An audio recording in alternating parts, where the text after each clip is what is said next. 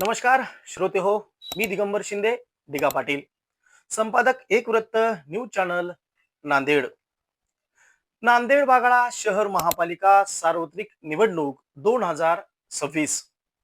आज दिनांक 2 जानेवारी रोजी त्या प्रभागानुसार उमेदवारी परत घेण्याची आज दुपारी 3 वाजताची शेवटची वेळ होती.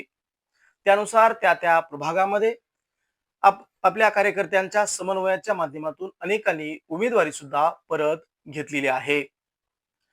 आता पाहूया आपण प्रभाग क्रमांक 20 हा नांदेड वागळा शहर महापालिका मधील प्रभाग क्रमांक 1 ते 20 मधील हा शेवटचा प्रभाग आहे, ज्यामध्ये तब्बल 5 उमेदवार येत्या काळामध्ये त्या पक्षाकडून जे उमेदवार उभे राहतील त्यातून 5 जण निवडले जाणार आहेत.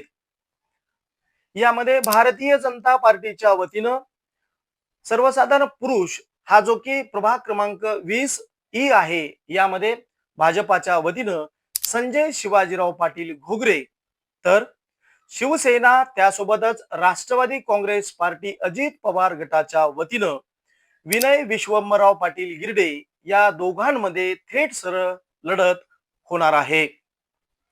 इतरही उमेदवार असू शकतात. मिळालेली आज दिनांक 2 जानेवारीच्या दुपारी 3 वाजेपर्यंतच्या आसपासची ही माहिती आहे. कालांतरानं काही वेळानं निवडणूक आयोग आणि महापालिकेच्या निवडणूक विभागाच्या सूत्राच्या वतीनं जी माहिती मिळेल त्यानुसार आम्ही अपडेट आपल्यापर्यंत देऊ. परंतु थेट लढती या प्रभाग क्रमांक 20 मधून संजय शिवाजीराव पाटील घोगरे आणि विनय विश्वंभरराव पाटील गिरडे यांच्यामध्येच होणार आहेत. त्यानंतर आपण क्रम बघूया. प्रभाग क्रमांक 20 यामध्ये सर्वसाधारण महिला साठीचा हा आरक्षित वॉर्ड आहे. सुवर्णा सतीश बसवदे या भारतीय जनता पार्टीच्या वतीनं, तर रेखा विनायक आकुरके या शिवसेना आणि राष्ट्रवादी काँग्रेस पार्टीच्या वतीनं ते या ठिकाणी निवडणुकीला सामोऱ्या जात आहेत. तर ज्योतिताई संदीप कदम या काँग्रेस पुरस्कृत असून वंचित बहुजन आघाडी सोबत त्या आहेत. त्यामुळं एकंदरीत ही लढाई तिघांमध्ये असणार आहे. परंतु थेट अशी लढत जर म्हटली तर रेखा आकुरके आणि सुवर्णा बसवदे यांच्यातच होईल असं सध्या तरी दिसते आहे.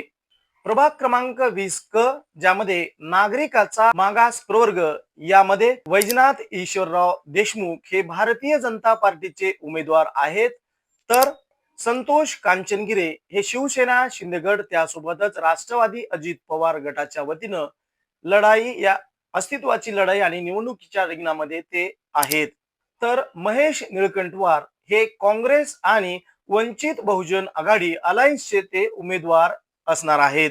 20 जो नागरिकांचा मागास प्रवर्ग महिला, यामध्ये भारतीय जनता पार्टीच्या वतीनं श्रीमती मंगला गजानन देशमुख या भारतीय जनता पार्टीच्या उमेदवार आहेत, तर योगिता अमोल येरगेवार या शिवसेना शिंदेगड त्यासोबतच राष्ट्रवादी अजित पवार गट असा संयुक्त त्या उमेदवार असणार आहेत.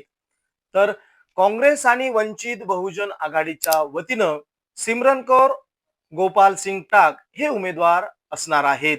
प्रभाग क्रमांक 20 जो की एससी महिला साठी आहे, त्यामध्ये भारतीय जनता पार्टीच्या वतीनं निरंजना राजू लांडगे या भाजपाच्या उमेदवार आहेत, तर संघमित्रा दिलीप कांबळे या राष्ट्रवादी काँग्रेस पार्टी अजित पवार गट आणि शिवसेना शिंदे गटाच्या उमेदवार आहेत.